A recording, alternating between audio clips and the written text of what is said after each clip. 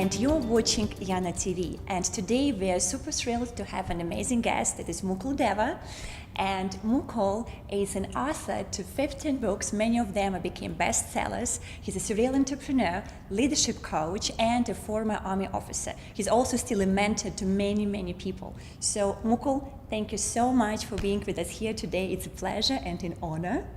Thank you so much, Yana. I'm really happy to be here. And my first question for you would be, given that you spent so many years in the army, and then one day you just decided that you decided to become a business person. Mm-hmm. So first of all, what was the fundamentals behind your decision to leave the army and set up your own company?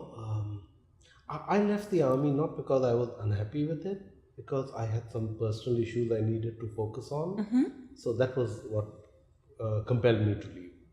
And then I had signed on for 20 years, but I quit after 16 and a half. And I know you signed on and you were working a lot with counterterrorism Absolutely. Organizations. So could you share with us maybe one story from that area, something that... From the army? Yes. Then I'll have to shoot you and your audience. So no stories from the army. Suffice it to say that, I was in the Indian Army. Mm-hmm. And India has a lot of friendly neighbors. So we did see a lot of action. Yeah.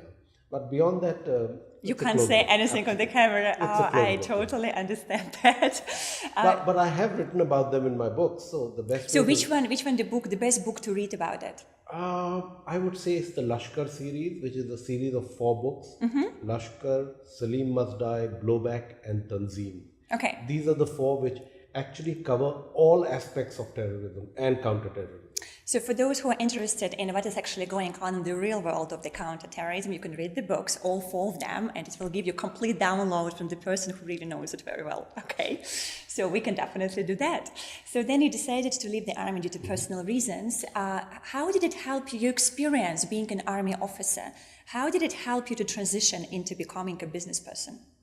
Oh, that's a very good question. Actually, the army teaches you 3 things which will be invaluable in every walk of life. Mm-hmm. And those 3 are focus, flexibility, and discipline. And focus, flexibility, and discipline. You see, focus, you have to remain focused on whatever you wish to achieve. Mm-hmm. But you need to be flexible, because no matter how good a plan you make, no plan will ever go the way you had planned it once it meets life. Absolutely. So you need to stay focused on the goal, but be flexible about the path you take to it. And discipline is the glue, the super glue which holds everything together.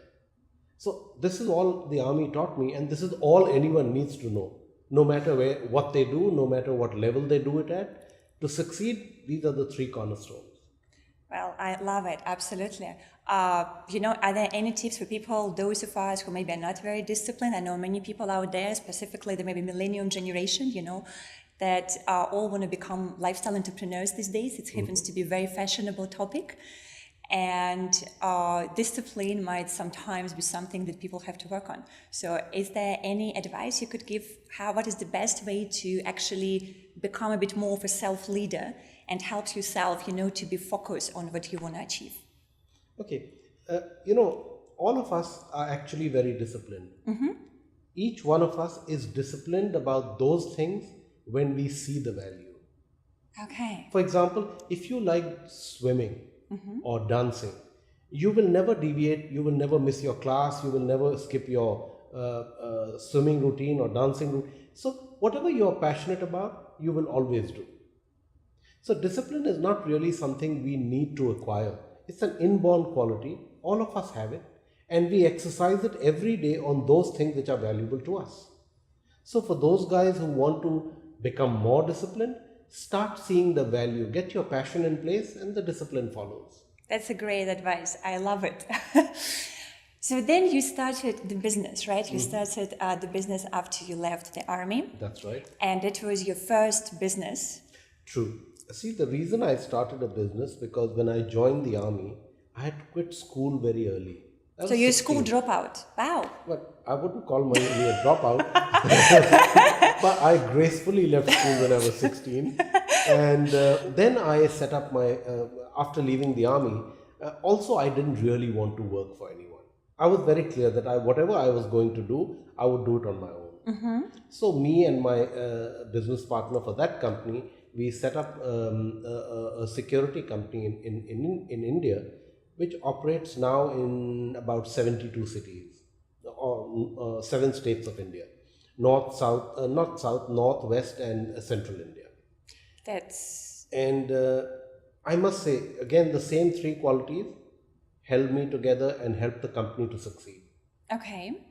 And then when you had this experience of running the company, I guess my next question would be, what was your maybe biggest business mistake in the first company that you have done, and then you have learned from that and moved on?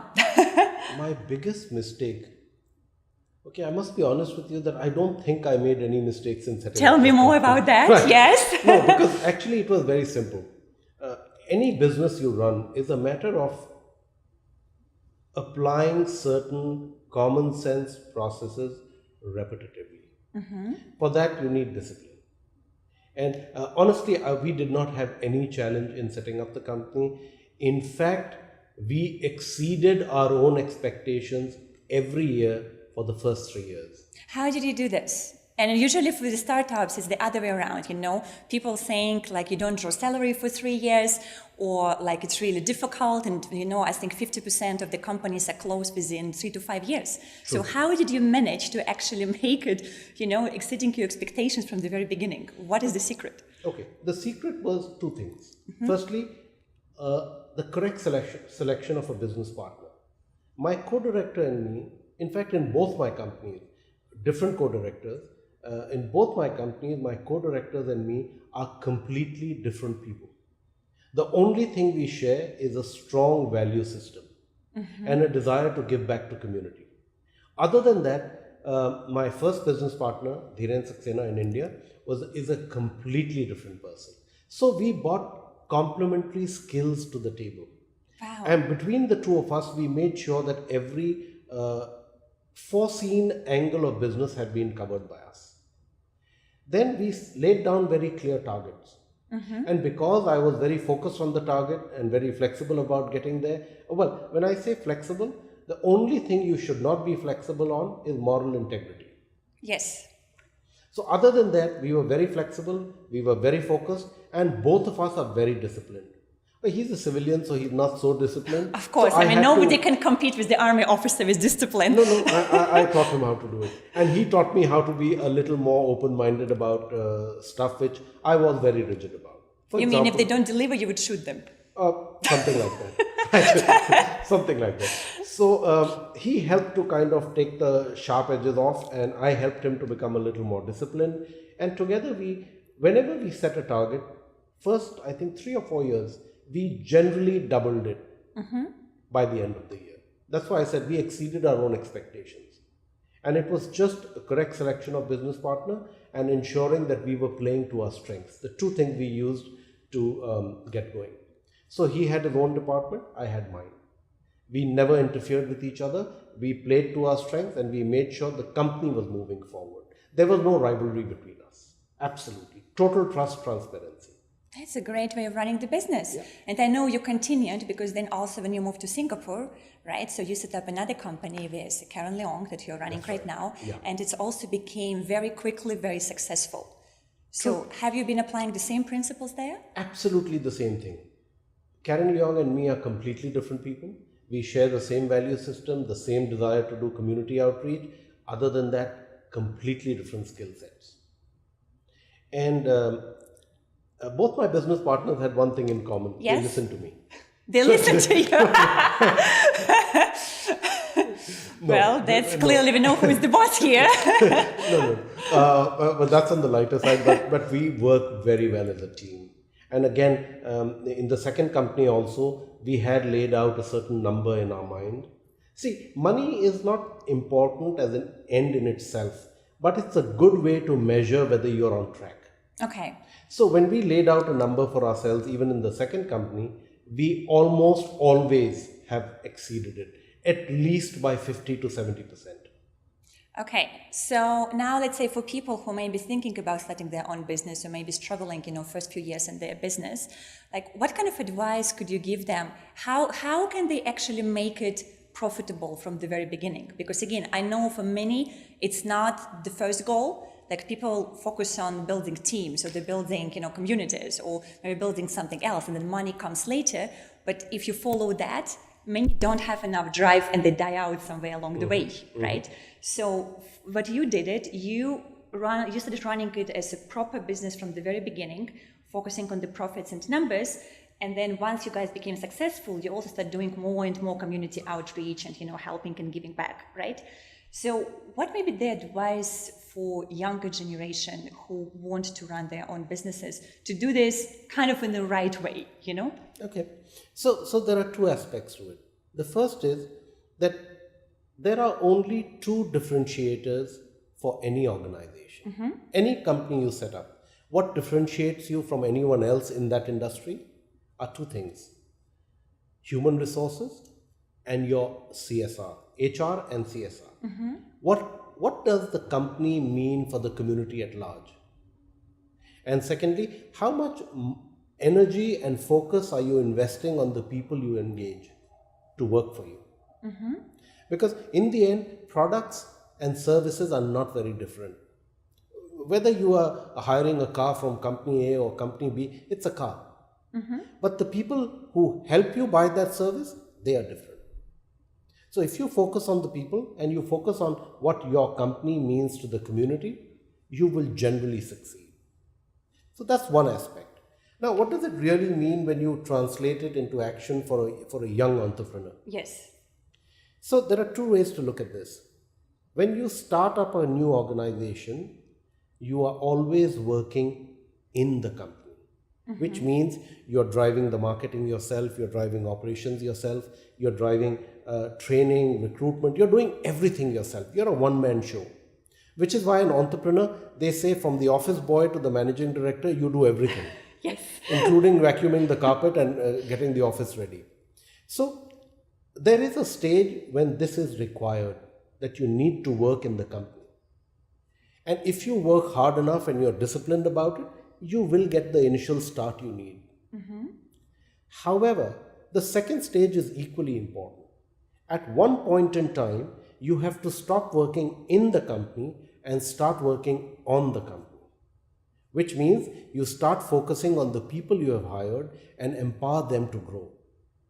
The second stage, if you do not execute this, your company will remain restricted to the size of your vision and your energy. And I know that you kind of yourself learned that really well when you decided to leave India, right, and to move to Singapore, and you have to transition, with your security company. So this is, I guess, was the turning point there when you left it, and the guys kind of had to take on the business and continue doing it, even without you being present. And I know that it was very successful, right? Right. You see, again, because I think it was in the 4th year of my first company that I stopped working in the company and I started working on the company. So I had hired managers whom I trusted. I trusted my decision in hiring them. I had invested 2 to 3 years on training them. So when I actually started working on the company, I pulled back and I allowed them to run. I gave them enough freedom to expand and use their ideas and help the company to grow. So now it wasn't me making the company grow. It was 12 different people pushing it in 12 different areas, each one of them a specialist in his field. So the HR guy is an HR guy. He knows what he's doing. The finance guy knows what he's doing. Ops, marketing, everyone was doing what they were supposed to be doing. That's how the company grew. And that's why when I exited, there was no jerk. Okay. It was a very seamless transition. I mean, I literally walked away I weaned myself out of the company. And the minute I finished doing that, I had achieved what most entrepreneurs just dream of: having a profitable organization and the time to enjoy what life brings to you. And you managed to do this within 4 years with the first business? No, I started professionalizing in the 5th year, and it took me another 3 years to professionalize. Train. Yes. Yes, it was only in the 8th or 9th year that I was ready to let go. After that, I was still living in India. I was still making the company grow, but I was focusing purely on the 12 or 13 people and getting them to grow. They were growing the company. Thank you so much, Mukul, for being with us here today. And that was Mukul Deva, a leadership expert. So please do make sure that you follow all the tips that he mentioned to bring the most out of your people. Let them shine, let them follow their dreams within your company so that one day you can actually step back and do anything else that you want and your company gonna progress and bloom on its own. So do follow your dreams. And if you like this video, I would highly appreciate if you share it with your friends. Do stay with our Yana TV community, and we're gonna talk to you next week with more segments, more interesting people, more education and inspiration so that you can build the life and business of your dream.